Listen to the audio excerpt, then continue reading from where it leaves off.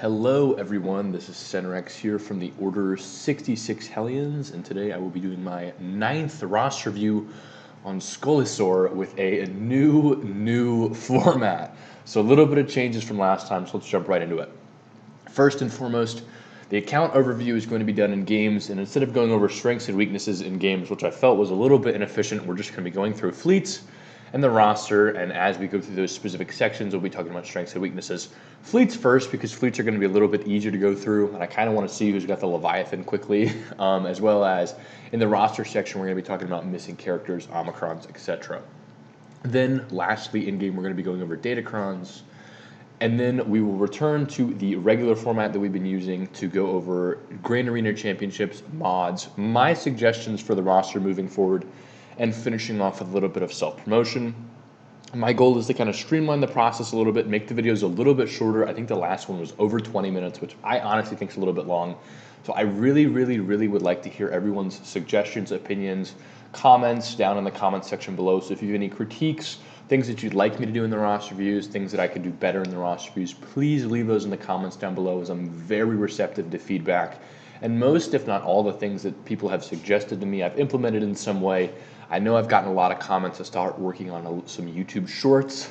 I'm thinking and working on how to do that a little bit better, because the game horizontal doesn't really line up very well with the short vertical format. So I'm still working on that. So yeah, if you guys have any comments about how I can do this a little bit better, please leave them in the comment section down below. Let's get right into the in-game footage of this roster review. All right, everyone, so here we are in our initial impression roster view of Scoliosaur. He is around 2243 in Grand Arena, Kyber 3, very close to Kyber 2. He has Leviathan 7 stars. Of course, everyone these days has Leviathan 7 stars, even though it just came out. And he is taking 13th in Arena and 2nd in Fleet Arena right now. I'm pretty sure he gets 1st in Fleet Arena every day with Leviathan. So let's go ahead and dive right into his ship discography. See what he's got going on. All right, let's sort by capital ships first. It looks like he has the Leviathan, the Executor, the Malevolence, the Negotiator, the Chimera, the Executrix, and the Finalizer, all up to high levels. The Endurance and the Home 1 are not really a main portion of my focus, although I would maybe like to see a little bit better of a Home 1 fleet, as he has some decent Rebel characters, so maybe increasing his Home 1 fleet would benefit him a little bit in the long run. It's got every other ship up to Relic. The Endurance is not really going to be used much. I know he's got it to Relic 3 for Jedi Master Kenobi, just like the rest of us do. So it's not really used that much outside of a Sith Empire fleet before you have the Leviathan. But since he has the Leviathan, there's really no use in that whatsoever. Let's talk about some more of his ships. He's got a lot of really good solid ships here up to Relic, but really what I want to focus on is his pilotless ships. He has his BTL, his Hyena Bomber, his Imperial TIE Bomber, his Vulture Droid, all up to 7 stars. But what he does not have is his Rebel Y-Wing up to 7 stars, which is a little bit upsetting. And I'm a huge fan of pilotless ships, and I think they are honestly probably the ships that are the best in the game. In a lot of ways, the Rebel Y-Wing should be 7 stars, although he doesn't really have a solid Rebel fleet to begin with, which I guess is fine. He's got really strong fleets in other regions, but he does have the Han's Millennium Falcon, so taking his Rebel Y-Wing to 7 stars and pairing it with Big Starklighter, the Ghost, the Phantom, would make a solid Rebel fleet. As well as he does not have Kyle Katarn's ship or the Outrider, which is expected, as he has not chased after Starkiller yet, or Starkiller or Starkiller, so they're both Starkiller characters, or Profundity, so he doesn't really have any of those ships. His Geonosians are looking good and strong, looking like they're going to take out some Executors. But what I will say is that his TIE Defender, much like mine, is a little bit neglected, so he's probably not going to be able to pull off that Executrix versus Executor counter like some people can, which is okay, but that's just something that maybe he'd want to invest in the long term. Let's talk about his roster now. First and foremost, he's got 4 Galactic Legends. Looks like he's down a Zeta on Supreme Leader Kylo Ren. And like some of the accounts I've discussed before, he is missing quite a few Zetas. I think that's just because his account's new-ish. Or he took a long break, or some combination that permits him to have kind of more Relic characters than he has characters that have Zetas. So he's got his 5s up to Relic 9. I have no idea if I had anything to do with this. I kind of hope I did because, I'd love to see an account like this pulling off an easy Leviathan counter. He's got his Commander Ahsoka Tano really solid. All of these characters in the upper echelons of his rosters are Relic 9, Relic 9 Piet, Relic 9 Malak, Relic 9 Malgus, Relic 9 Ninth Sister. Relic 9 Ninth Sister is going to go amazing when he gets his Lord Vader. Relic 8 Maul, again, amazing when he gets his Lord Vader. His Boosh Leia's up to Relic 7. He's preparing heavily for Jabba the Hutt. Nearly there. A lot of really, really, really solid characters. A few characters of note, like I said before, he really just doesn't have the Zetas. He doesn't have the Bastila Zeta, which is very good, although I wouldn't really recommend it now because she's kind of past her prime. He's got the Jango Fett missing a Zeta, HK-47 missing both the Zetas, Jedi Training Ray missing 3 Zetas, Boba Fett Sign of Jango missing Zetas, R2-D2 missing Zetas, Sith Marauder missing Zetas. No, he doesn't have any, but I really wish he did. So, a few characters in the roster missing Zetas. Dengar missing Zeta, Second Sister missing Zeta, Old Ben missing Zeta, Darth Nihilus missing Zeta, Magna Guard missing Zeta. A lot of these characters have decent Zetas. Tarkin missing Zetas, Mace Windu missing Zetas and Omicrons. Just a lot of characters missing Zetas, which is, fine. Darth Trey has no Zetas and no Omicrons on her, which is wild. Just a lot of characters in his roster that you think, maybe he'd have a Zeta on. He certainly does not have a Zeta on, which there's really no way to fix this other than maybe farm more efficiently from the fleet store. I don't know what he's spending his fleet currency on, but if it's not Zetas, it should definitely be Zetas so that he can kind of fill in this deficit, but I'm not going to recommend him spending money on packs because I think the Zeta packs are very, very, very ridiculous.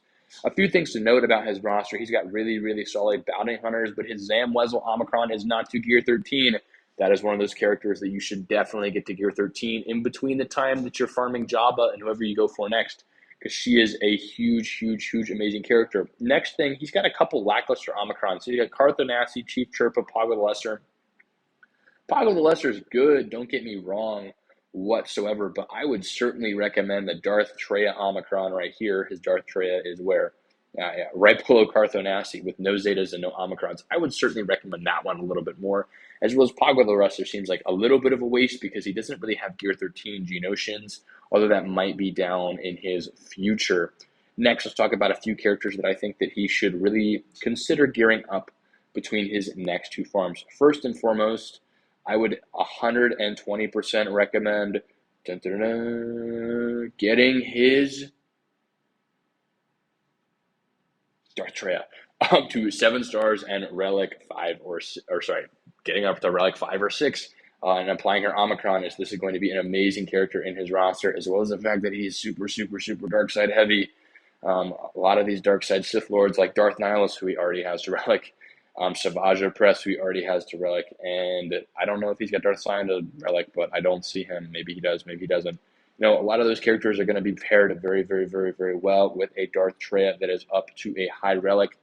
Next on my list of people that I think he should Relic, he should certainly consider taking to Relic his Fennec Shand. He's got his Boba Fett Sign of Jango all the way up to Relic 7.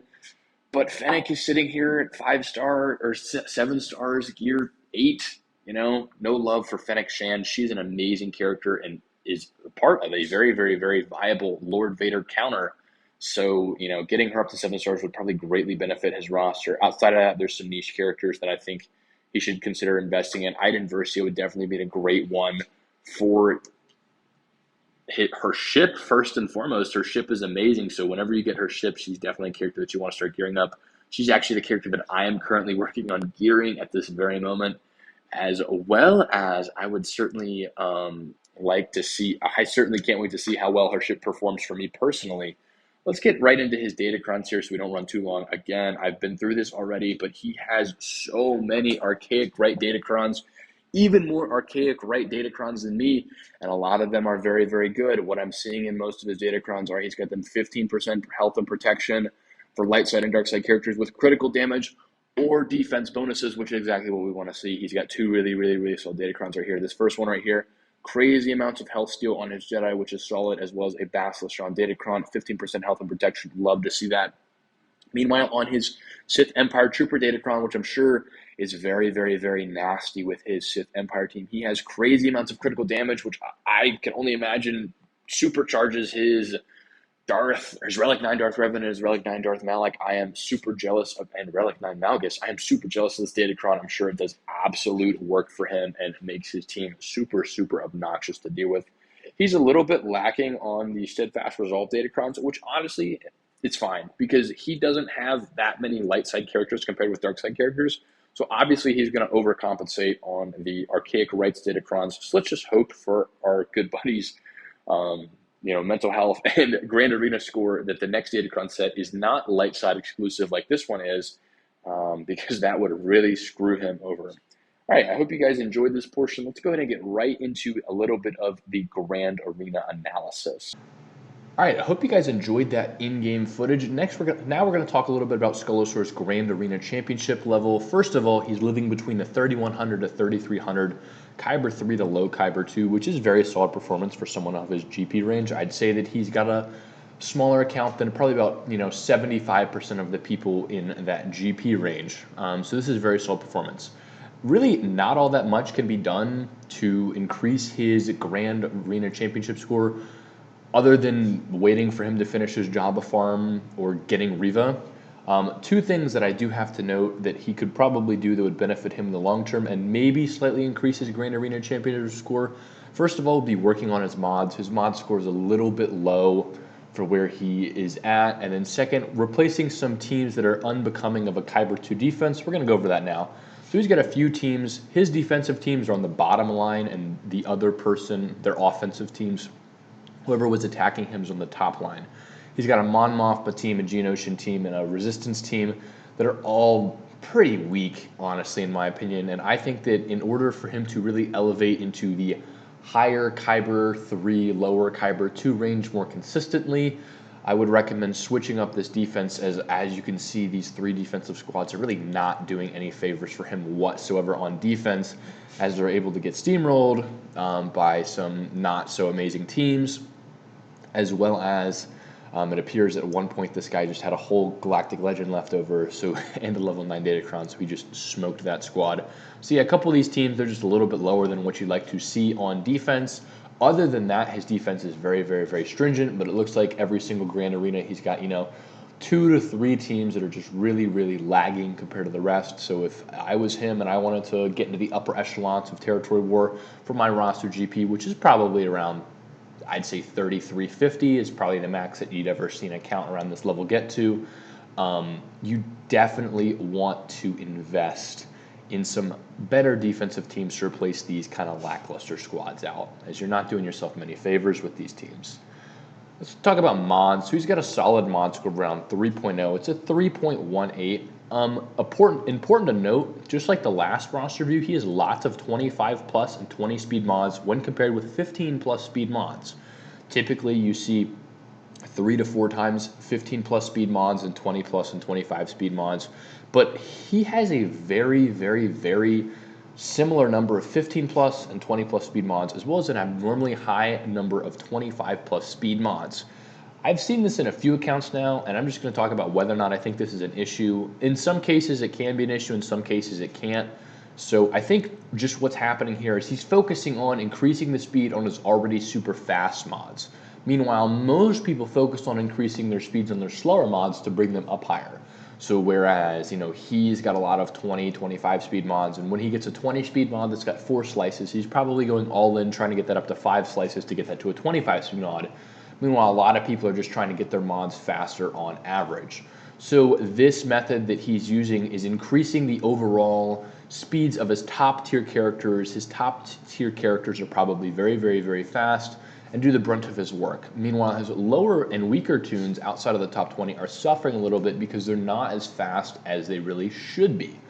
So how can he alleviate this sort of issue, even though it's not really a huge issue, it's just a difference in mod farming preference? I would definitely recommend focusing on your mods that are around the 9 to 14 speed range a lot more. Look at the mods that don't just have, speed secondaries that you want to increase, but also if a mod has 14 speed and 150 offense, and if it's an offense primary, that's a mod that you could really consider getting up to 6A.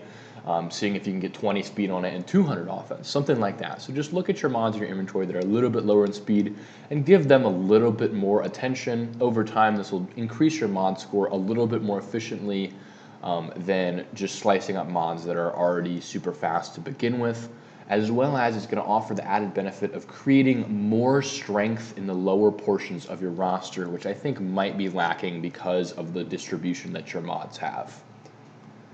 So a few suggestions moving forward. I think there's really only one way to go with this account. As you can see from all the characters, he basically has all dark side characters, so there's only one real path to victory right here.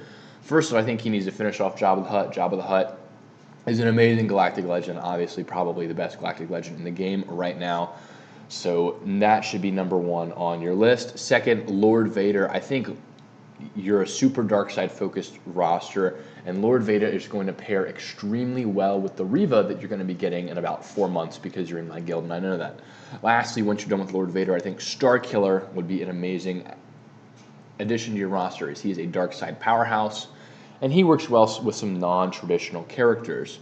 Lastly, Dr. Aphra or Profundity after that, really your choice. I kind of lean more towards Profundity, as I think that's going to be a good Leviathan counter for a long term, even if they do buff it again. As well as you already have Leviathan, so throwing Profundity in there is just going to beefen up your fleets and make you very, very, very difficult to clear on the fleet end in Grand Arena. Thank you guys so much for watching. I hope you enjoyed. As always, I'm doing free roster reviews just like this one. So comment your Star Wars Galaxy of Heroes.gg in the comments below, as well as your ally code, and I will add you to my list. A little bit of a guild plug here. Right now I've got 3 guilds that I'm kind of advertising for. The Order 66 Hellions, my guild, 400 million galactic power with 35 Reva shards. We're looking for a few more people. So if you're interested in joining a guild like this, the Discord link will be in the comments down below. And then a few other guilds that I've endorsed in the past, Jawa Houtini and Creators of the Lost Dragon. These are both amazing guilds that have super, super high performance for their GP level. So if you're not quite to the level where you'd want to join my guild, these 2 guilds will be also linked in the description below for lower level players to apply to and join if they're interested. Just know that if you're joining these guilds, you're getting into a really, really, really high level competitive guild for your GP bracket. So just be prepared for that. Lastly, thank you guys so much for watching and have a great day.